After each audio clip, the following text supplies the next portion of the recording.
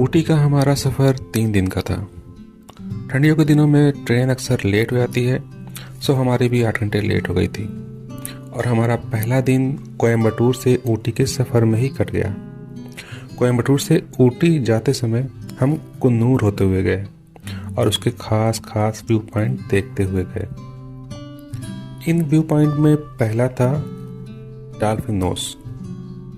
Dolphin Nose में घूमने का समय सुबह 9 से शाम को 6 बजे तक रहता है। कुन्नूर से केवल 12 किलोमीटर की दूरी पर स्थित डॉल्फिन नोज एक बहुत ही अच्छा व्यू पॉइंट है, जहां कोई भी कुदरत की खूबसूरती का सुख ले सकता है। समुद्र तल से ये 1550 मीटर की ऊंचाई पर है और यहाँ पर आप आसपास के पहाड़ों को 180 डिग्री के दृश्य के साथ देख सकते हैं। यहाँ पर कुछ और भी व्यू पॉइंट है, जैसे कि लेडी कैनिंग सीट और लैम्प्स रॉक। ये भी व्यू पॉइंट ही हैं, क्योंकि हमारी ट्रेन कोयम्बटूर में लेट हो गई थी और हम ऊटी आते समय कुन्नूर को देखना चाहते थे, तो हमने ये 2 पॉइंट मिस कर दिए क्योंकि हमारा टाइम कम था। डॉल्फिन नोज घूमने में लगभग 1 घंटा लगता है। अगर आप अपना कैमरा साथ ले जाना चाहते हैं तो आपको स्टिल कैमरे के लिए 20 रुपये और वीडियो कैमरे के लिए 50 रुपये चुकाने होंगे। यहाँ व्यू पॉइंट के गेट के बाहर किराए पर दूरबीन भी मिलती है, जिसका चार्ज 50 रुपये है, लेकिन मेरे ख्याल से इसका कोई ख़ास फ़ायदा नहीं है, क्योंकि हमने जो बायनोकुलर लिया था उसमें कुछ खास व्यू नहीं आ रहा था। नंगी आंखों से ही काफ़ी अच्छा दृश्य दिख रहा था। यहाँ पर दूसरा सबसे प्रसिद्ध जो पॉइंट है वो है सिम्स पार्क, जो कि सुबह 9 बजे से 6 बजे तक खुला रहता है। टिकट है 30 रुपये एडल्ट का और 15 रुपये बच्चों का। बच्चों की एज 3 से 12 साल तक को बच्चा माना जाता है। यहाँ भी कैमरा चार्ज है 50 रुपये स्टिल कैमरे के लिए और 100 रुपये वीडियो कैमरे के लिए। कुन्नूर में सिम्स पार्क का नाम एक ब्रिटिश अधिकारी श्री J.D. सिम्स के नाम पर रखा गया था, जो सरकार के सचिव थे। ये एक रिजॉर्ट के रूप में शुरू हुआ था। हालांकि 1874 में मेजर मरे और J.D. सिम्स के संयुक्त मार्गदर्शन में पार्क को एक बगीचे में बदल दिया गया था। 12 हेक्टेयर के क्षेत्र में फैले इस उद्यान में पौधों की लगभग 1000 से ज़्यादा प्रजातियों का संग्रह किया गया है। इसमें मैग्नोलिया, पाइन्स, फर्न और कैमेलिया भी शामिल हैं।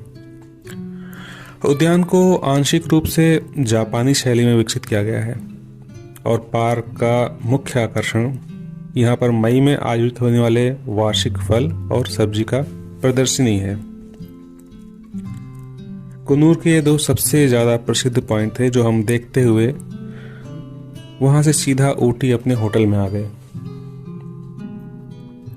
वैसे अगर आपको कभी मौका मिले, पहले से आपका कुछ प्रोग्राम हो, तो आप कुन्नूर से ऊटी तक टॉय ट्रेन में आने की कोशिश करें। अपने ड्राइवर से कह लीजिए, टैक्सी ड्राइवर से, कि वो सीधे ऊटी के अपने स्टेशन तक, टॉय ट्रेन के स्टेशन तक पहुँचे और आपको वहीं से रिसीव कर ले, जबकि आप टॉय ट्रेन से ऊटी तक पहुंच जाएं। आपका ये टॉय ट्रेन का सफ़र बहुत ही मज़ेदार रहेगा। टॉय ट्रेन की टिकट आमतौर पर जैसे दूसरी टिकट मिलती हैं IRCTC से ही बुक होती हैं, या अगर आपके पास समय ना रहा हो, आप टिकट ना बुक करा पाए हो ऑनलाइन, तो आप जनरल डिब्बे का भी टिकट ले सकते हैं, लेकिन इसमें पहले से लाइन लगानी पड़ती है। और जनरल डिब्बे में कितने टिकट बाकी बचे हैं वो आपकी किस्मत पर निर्भर करता है। हमें ये सब चीज़ें पता ही थी, तो इसलिए हमने कुन्नूर से ऊटी तक का सफ़र मिस किया, लेकिन हमने ये इसकी भरपाई कर ली कि जब ऊटी से हम दिल्ली वापस हो रहे थे तो 10 मिनट का टॉय ट्रेन का सफ़र हमने कर लिया था। अगले दिन ऊटी में सबसे पहले हम बोटेनिकल गार्डन देखने गए। ऊटी में घूमने के लिए सबसे ज़्यादा फेमस बोटेनिकल गार्डन ही है। लगभग 55 एकड़ के क्षेत्र में फैला है, सरकारी बोटेनिकल गार्डन है। न केवल ऊटी का, बल्कि तमिलनाडु में सबसे अधिक दर्शनीय स्थानों में से एक है। कोई भी जो टूरिस्ट है वो ऊटी जाए और बॉटेनिकल गार्डन ना देखे, ऐसा नहीं हो सकता है। बॉटेनिकल गार्डन ऊटी का सबसे फेमस व्यू पॉइंट है। तमिलनाडु के बागवानी विभाग द्वारा प्रबंधित किया गया है। वर्तमान में बॉटेनिकल गार्डन को 5 भागों में विभाजित किया गया है। आपको यहाँ पूरा घूमने में लगभग 2 घंटे लग सकते हैं। बॉटेनिकल गार्डन सुबह 7 बजे से शाम को 6:30 बजे तक खुला रहता है और हफ्ते के 7 दिन खुला रहता है। टिकट है 30 रुपये बड़ों के लिए और 15 रुपये बच्चों के लिए।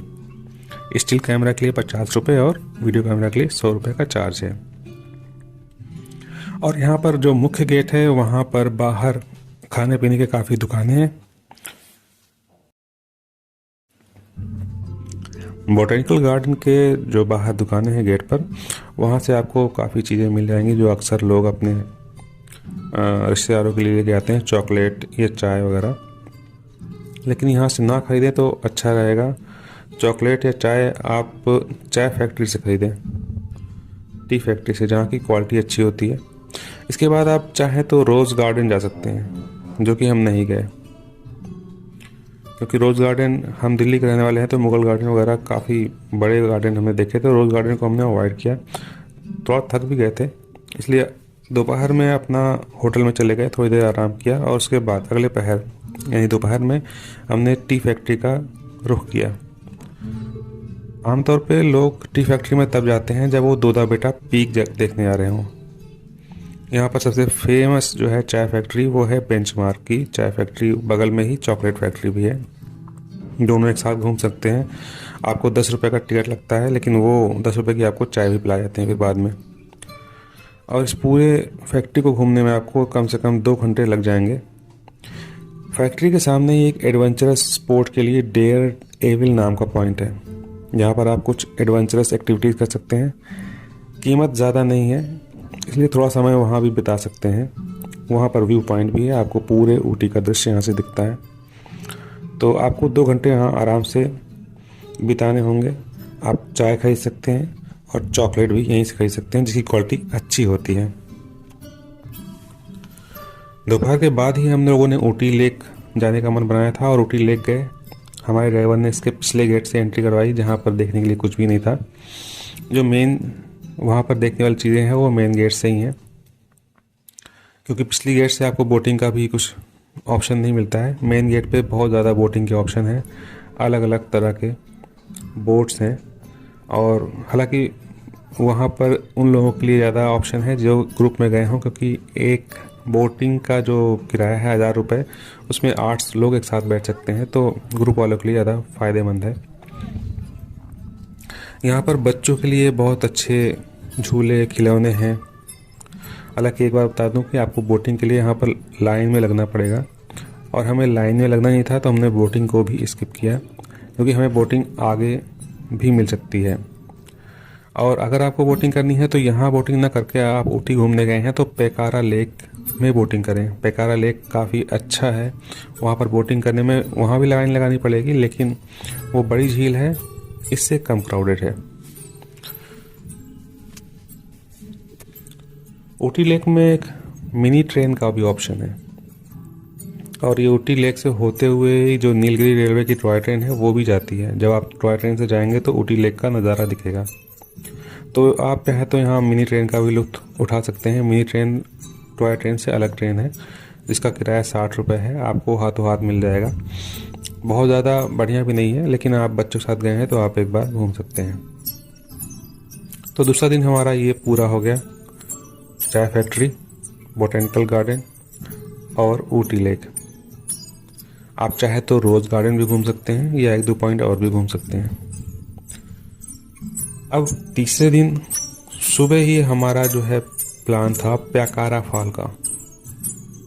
रास्ते में पड़ने वाले 2 पाइन फॉरेस्ट हमारे व्यू पॉइंट में शामिल थे, और एक शूटिंग पॉइंट भी है। आपको ज़रूर ये तीनों पॉइंट देखना चाहिए। यहाँ पर पहला जो पाइन फॉरेस्ट था, वहाँ पर पाइन के बहुत लंबे लंबे पेड़ हैं, जंगल जैसा है, बहुत ही सीनिक व्यू है, एक गंदी सी झील भी है। यहाँ पर आपको कुछ देर बिताने में बहुत मज़ा आएगा। अगला पॉइंट है शूटिंग पॉइंट। यहाँ पर फिल्मों की शूटिंग भी होती है और यहाँ पर अच्छी फ़ोटो आप खींच सकते हैं, कुछ देर बिता सकते हैं। आसपास खाने की चीज़ें भी हैं, तो आपको यहाँ पर कुछ देर ज़रूर बिताना चाहिए। 1 घंटे में आप दोनों पॉइंट कवर कर सकते हैं। तीसरा पॉइंट भी पाइन फॉरेस्ट ही है, लेकिन यहाँ पर पाइन के पेड़ नहीं है। यहाँ पर एक बड़ा सा टीला है जहाँ पर आपको ऐसा महसूस होगा कि आप पहलगाम के जैसे एरिया में हैं। चारों तरफ हरियाली है, बादल काफ़ी पास में नज़र आते हैं, मौसम बहुत अच्छा रहता है, खुला खुला सा माहौल है। तो यहाँ आपको ज़रूर जाना चाहिए। हालांकि यहाँ पर आपको लाइन में लगकर टिकट लेना पड़ेगा। लाइन थोड़ी सी लंबी थी हमारे लिए, लेकिन 15-20 मिनट में नंबर आ गया। अमूमन हर जगह पर यहाँ पर टिकट का प्राइस 30 रुपये ही है, तो यहाँ भी 30 रुपये ही था। हल्की फुल्की सी चढ़ाई करनी पड़ेगी आपको, लेकिन उसके बाद आपको चारों तरफ का नज़ारा देखने में बहुत मज़ा आएगा। अब इन तीनों व्यू पॉइंट के बाद हमारा अगला जो डेस्टिनेशन था वो पैकारा झरना था। पैकारा लेक और पैकारा वाटरफॉल ये दोनों आसपास ही हैं।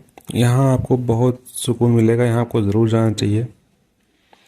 हालांकि जो पैकारा लेक है वहाँ बोटिंग होती है, लेकिन पैकारा वाटरफॉल में आपको पास में जाने को नहीं मिलेगा। बहुत बड़ा फॉल है, लोग वहाँ पर एक्सीडेंट कोई ना हो इसलिए चारों तरफ से फेंसिंग कर दी गई है।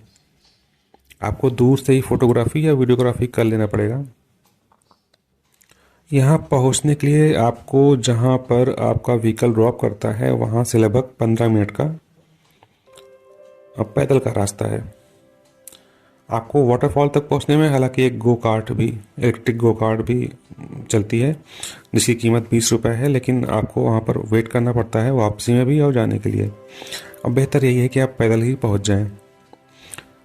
वाटरफॉल के बाद अगला पॉइंट है पैकारा झील लेक। ये बहुत ही खूबसूरत, बहुत ही बड़ी साफ पानी की झील है। यहाँ पर आपको बोटिंग करने के लिए अलग अलग ऑप्शन मिलेंगे, फ़ोटो खींचने के लिए भी अलग से काउंटर है। हमने एक फ़ोटो खिंचाई थी।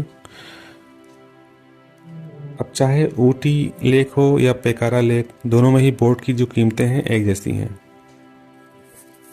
अगर आप केवल 2-3 लोग हैं, जैसे कि हमारे मामले में था, मैं, वाइफ और एक बच्चा, तो आपको पूरी एक स्पीड बोट हायर करने में 1000 रुपये खर्चा आएगा। जबकि अगर आप लोग 7-8 लोग हैं तो आपको एक बोट आराम से हायर कर सकते हैं और उसमें बैठ सकते हैं।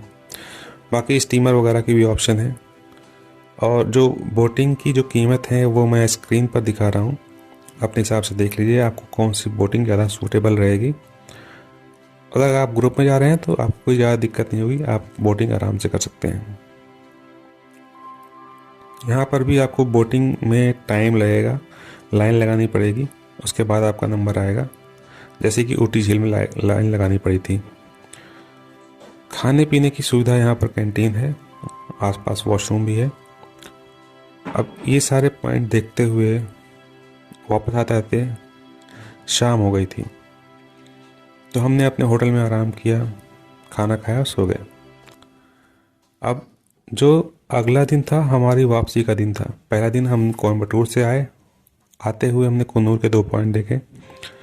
दूसरे दिन हमने ऊटी के बोटेनिकल गार्डन, टी फैक्ट्री और ऊटी लेक देखा।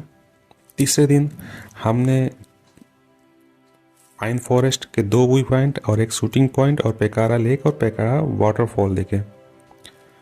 अब जो चौथा दिन है हमारा वापसी का है कोयम्बटूर जाने के लिए, उसमें हम दोदा बेटा पीक जाने की सोच रहे थे, लेकिन हमारे पास टाइम काफ़ी था, तो हमने सुबह सुबह ही स्टोन हाउस, यहाँ का जो म्यूज़ियम कहा जाता है, वहाँ पर गए। वहाँ पर मुश्किल से आपको आधे घंटे या 45 मिनट में आप पूरा घूम लेंगे। छोटा सा एक फ्लैट टाइप का है, होम है, जिसको म्यूज़ियम बनाया गया है। टिकट आपकी लगभग वही 30 रुपये है। कैमरा अलाउड नहीं है, आप अपने मोबाइल लेकर भी जा रहे हैं तो उससे भी आप कैमरे का काम नहीं कर सकते हैं।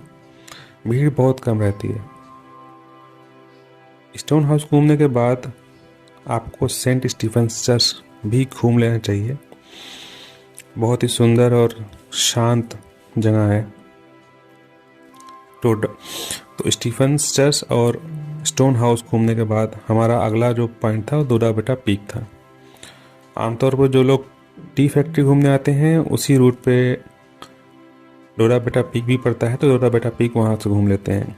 यहाँ पर बहुत भीड़ रहती है। क्योंकि हमने टी फैक्ट्री पहले ही देख ली, तो हम सीधा डोरा बेटा पीक गए थे। यहाँ पर आपको बाहर बहुत सारे खाने पीने के ऑप्शन मिल जाएंगे। टिकट यहाँ भी लगता है, लेकिन वो टिकट होता है जो डोरा बेटा पीक के ऊपर व्यू पॉइंट है, वहाँ पर एक दूरबीन रखी हुई है। वहाँ से आप अगल बगल के स्टेट के बॉर्डर भी देख सकते हैं, दूसरी पहाड़ियों पर जो घर बने हुए हैं वो भी देख सकते हैं। तो ये टिकट उसके लिए होता है, आपको दूरबीन से देखने के लिए अलग से कोई टिकट लेने की ज़रूरत नहीं है। एंट्री टिकट में ही वो सब कुछ शामिल होता है। यहाँ पर चारों तरफ टी स्टेट्स हैं, यानी कि चाय के बागान हैं, बहुत अच्छे नज़ारे हैं। और ये साउथ इंडिया का सेकंड हाईएस्ट पॉइंट है। बच्चों के लिए बहुत सारे खिलौनों की दुकानें हैं रास्ते में। हम लोगों ने थोड़ा बहुत खाना पीना भी खाया। बस एक चीज़ की कमी थी, यहाँ पर सार्वजनिक शौचालय नहीं था, पब्लिक टॉयलेट नहीं था। बहुत ज़्यादा भीड़ होती है, तो यहाँ पर इसका इंतजाम रखना चाहिए। यहाँ पर आपको घूमने में लगभग 1 घंटा लग जाएगा। इस व्यू पॉइंट के आसपास छोटे मोटे पार्क भी हैं, जहाँ पर आप कुछ समय बिता सकते हैं, फ़ोटो खिंचवा सकते हैं। वापसी में हम कोयम्बटूर जाते हुए डोरा बेटा पीक देखते हुए जा रहे थे, तो कुछ और भी व्यू पॉइंट थे, लेकिन क्योंकि हमें कोयम्बटूर में ट्रेन पकड़नी थी और उसे हम छोड़ना अफोर्ड नहीं कर सकते थे, तो टी स्टेट रास्ते में जो भी चाय के बागान पड़ते हैं उसको देखते हुए, टी गार्डन को देखते हुए, पूरी तरह से हरियाली का मज़ा लेते हुए हम वापस आ गए कोयम्बटूर रेलवे स्टेशन।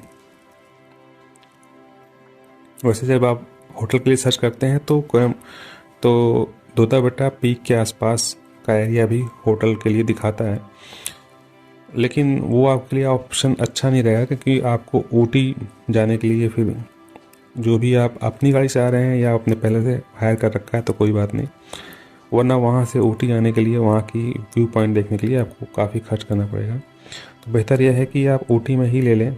ऊटी बहुत बड़ा नहीं है, वहाँ पर आपको सेंट्रल पॉइंट से 4-5 किलोमीटर दूर भी मिल रहा है, तो कोई बुरी बात नहीं है होटल वगैरह। तो ये थी हमारी 3 दिन की ऊटी की यात्रा। पहला दिन हम कोयम्बटूर से कुन्नूर होते हुए ऊटी आए और कुन्नूर देख लिया दोनों व्यू पॉइंट। फिर अगले दिन botanical garden, Ooty lake, tea factory और चॉकलेट फैक्ट्री एक साथ देख ली। फिर तीसरे दिन हम लोगों ने Pykara lake, pine forest, shooting point ये सब देख लिया। वापसी में हमने stone house, Saint Stephen's church, Doddabetta peak को देखते हुए हम कोयम्बटूर वापस आ गए। वहाँ से हमने दिल्ली की गाड़ी पकड़ी। अमूमन हम दिसंबर में गए थे और अमूमन गाड़ियाँ लेट होती हैं, क्योंकि दिल्ली में बहुत ज़्यादा कोहरा पड़ता है, तो हमारी भी गाड़ी लगभग 8-10 घंटे लेट हो गई थी।